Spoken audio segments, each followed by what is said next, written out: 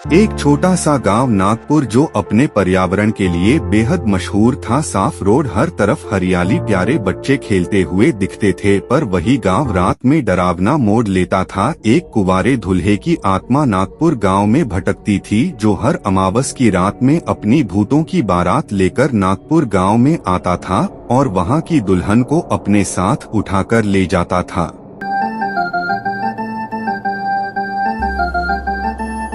बड़ी धूमधाम से गांव में एक शादी हो रही थी। तभी भूतों की बारात आती है और सारे लोग डर के मारे कुछ बोल नहीं पाते। तभी एक चुड़ैल दुल्हन को भूतों के दूल्हे के पास लाती है। आज से तू मेरी है, मैं हूँ तेरा दूल्हा, अब तू मेरे साथ ही रहेगी। मेरी बेटी को छोड़ दो, मैं तुम्हारे आगे हाथ जोड़, मुझे ले जाओ, मेरी बेटी को छोड़ दो। अये बुढ़िया, बकवास मत कर, ले घुसा। भी वो दुल्हन को रस्सी से बांधकर अपने साथ ले जाते हैं और दुल्हन की माँ रोती रहती है। पर आप सब सोच रहे होंगे ये किसकी आत्मा है, वो सारी दुल्हन क्यों उठा रहा है। चलिए जानते हैं कहानी के पीछे का रहस्य। नागपुर वही गांव जो रात होते होते अलग तस्वीर ले लेता है। एक समय वहां एक प्रेमी जोड़ा रहता था, आर्य और रिया, जो एक दूसरे से बेहद प्यार करते थे। रिया, आज तो मैं बाल बाल बचा हूँ। तो मैंने बोला तुमको कि अपने पापा से झूठ बोलकर आओ मेरे से मिले। अच्छा मैडम जी, अब ये बात हो गई है, रुको। यार तुम बहुत बोलते हो, चलो मुझे पकड़ कर दिखाओ। हाँ। कहाँ भाग रही हो रिया, तुम भी ना बच्चों जैसे भागती रहती हो। चलो आराम से घर जाना, बाय बाय।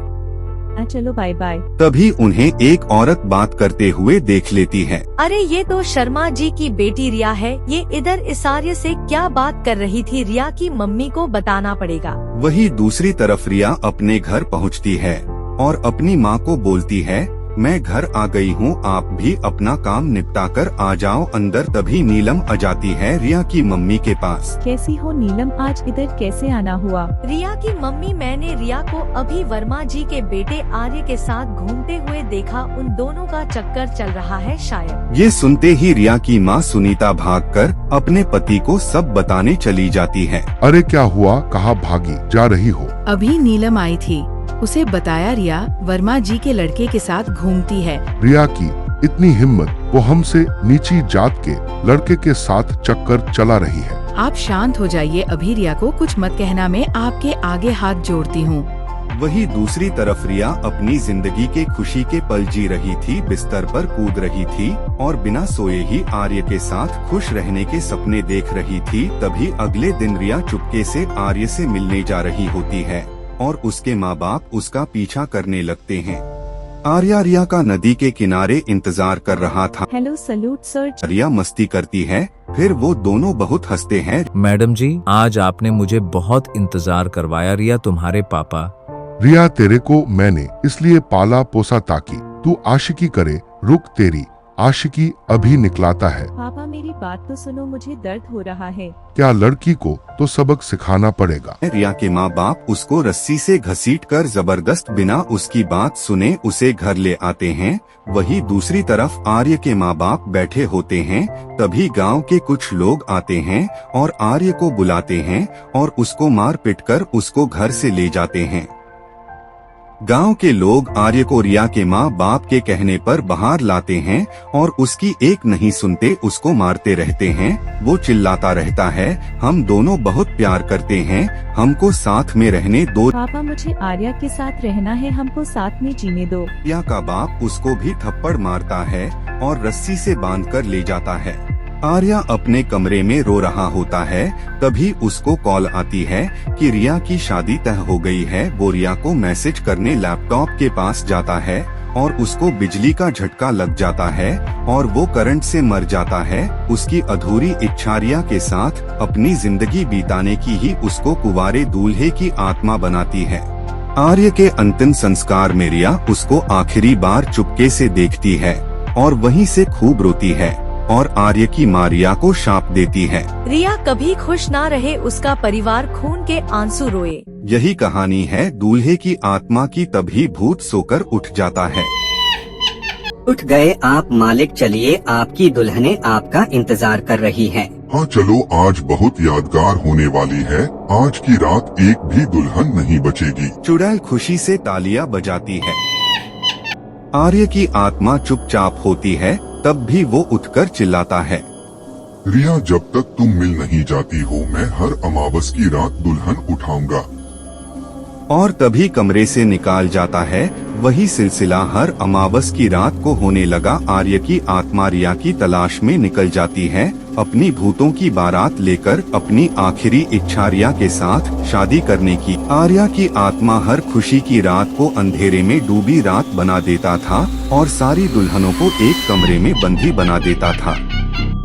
हमें जाने दो, हमको बख्श दो, मैं तुम्हारे आगे हाथ जोड़ती हूँ। आर्य की आत्मा ने अपनी और रिया की तस्वीर दीवार पे लगाई थी और रोज वहाँ जाकर तस्वीर देखता था। रिया, आज मुझे विश्वास है मैं तुम्हें ढूंढ कर रहूंगा। ऐसा बोलते ही आर्य की आत्मा अपनी भूतों की बारात एक बार और लेकर निकल जाता है। वही रास्ता, वही गांव, इस बार पूरा विश्वास लेकर कि रिया मिलेगी। वही दूसरी तरफ रिया हर दिन रोकर आर्य को याद करती थी। तभी उसकी माँ आती है और बोलती है, चलो रिया तैयार हो जाओ, आज तुम्हारी शादी है, चलो मेरे साथ चलो, तुम्हें तैयार कर दूं। रिया अपनी माँ के पीछे दुखी होकर चली जाती है। रिया कमरे में तैयार होकर बैठी होती है, तभी उसकी माँ कमरे में आती है। मेरी बेटी बहुत प्यारी लग रही है, किसी की नजर ना लग जाए। हाँ माँ, आप चलो, मैं थोड़ी देर में आती हूँ। सुनीता कमरे से चली जाती है। दोनों दूल्हा दुल्हन बैठे होते हैं।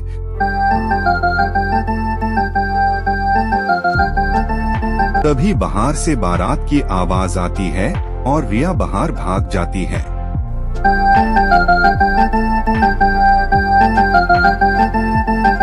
रिया, मैं आ गया हूँ, तुमने मुझे पहचाना नहीं। तुम कौन हो? क्या तुम वही आत्मा हो जिसके बारे में गांव वाले बोलते हैं? रिया, मैं तुम्हारा आर्या हूँ, मुझे पहचानो। आर्य, क्या ये सच है? तुम हो, एक ऐसा दिन नहीं गुजरा होगा जब मैंने तुमको याद ना करा हो।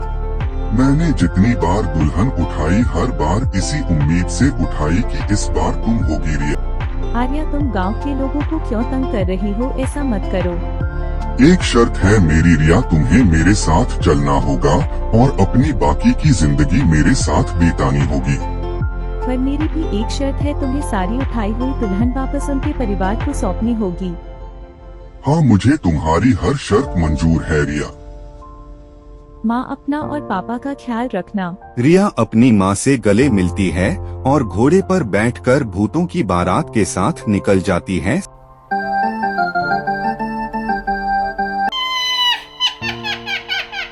सारी आत्माएं रिया के साथ हवेली पहुंचती है और आर्य रिया से बोलता है, चलो रिया, अपने नए घर चलो। फिर वो अंदर चले जाते हैं। अंदर जाते ही रिया सबसे पहले बेचारी दुल्हनों के पास जाकर बोलती है, आज से तुम सब आजाद हो, अपनी जिंदगी खुलकर जीना, अलविदा। जैसे कि हमने बात करी थी आर्य, अब इन लड़कियों को जाने दो। हाँ हाँ, याद है मुझे। जाओ लड़कियों। आज तुम सबको तुम्हारा प्यार मिले, जाओ, चली जाओ इस नर्क से, अलविदा बहनों। रिया, हम तुम्हारा ये एहसान जिंदगी भर नहीं भूलेंगे। अट्रिया मालिक, चलिए आपके लिए मंडप सजा देती हूँ, बहुत मजा आएगा। जल्दी से तैयारी कर चुड़ैल, इस पल का मुझे हमेशा से इंतजार था। वही दूसरी तरफ सारी लड़कियां अपने परिवार के गले मिल रही होती है, पर वही रिया के माँ बाप रो रहे होते हैं और अपने कर्मों का फल भोग रहे होते हैं। वही दूसरी तरफ रिया और आर्य का मंडप भी लग जाता है, जिसका उनको हमेशा से इंतजार का वो घड़ी अब आ गई थी, पर इंसानी रूप में नहीं, भूतिया रूप में। रिया अब आत्माओं के साथ घुल मिल गई थी और उनके साथ बैठकर बीते पालों को याद करती थी। हर रात अपने माँ बाप को भी याद करती थी। देखते देखते टाइम निकल गया, सालों बीत गए और रिया का शरीर वृद्ध महिला में बदल गया। हर दिन रिया आर्य के साथ हवेली के आसपास घूमती, उसे बताती कि अगले जन्म भी आर्य में तुम्हारे साथ जीना चाहूंगी और अपनी मौत का इंतजार करती। आखिर वो दिन आ ही गया जब रिया के शरीर में कोई ताकत नहीं बची और उसकी मौत करीब आ गई। आर्य उसको अलविदा बोलता है और कहता है, जल्दी मिलेंगे रिया। तभी रिया को चक्कर आते हैं और वो गिर के मर जाती है और उसकी आत्मा बाहर आ जाती है। तभी आर्य की आत्मा को भी मुक्ति मिल जाती है और वह भी अपना पिछला शरीर त्याग देता है। मुझे माफ करना रिया, मैंने तुमको तुम्हारे परिवार से दूर करा। मुझे तुम्हारे साथ रहकर खुशी हुई आर्या। सलूट सर जी, सलूट सर जी। दोनों पिछले समय को याद करते हैं और खुशी खुशी स्वर्ग के लिए निकल जाते हैं ताकि उनको अगला जन्म मिले और वो हमेशा खुश रहे। प्यार की कोई जात नहीं होती, ना ही मजहब की दीवार होती। सच्चे दिलों को कोई जुदा नहीं कर सकता, क्योंकि मोहब्बत खुदा की इनायत होती। जो करते हैं छल और बेवफाई, वक्त उन्हें सिखाता है सच्चाई। हर गलत कर्म का हिसाब यही होता है, ज़माना ही बनता है उसकी गवाही। चलिए मिलते हैं आपको अगली कहानी में। अगर कहानी पसंद आई हो तो लाइक और सब्सक्राइब करें। तब तक के लिए अलविदा।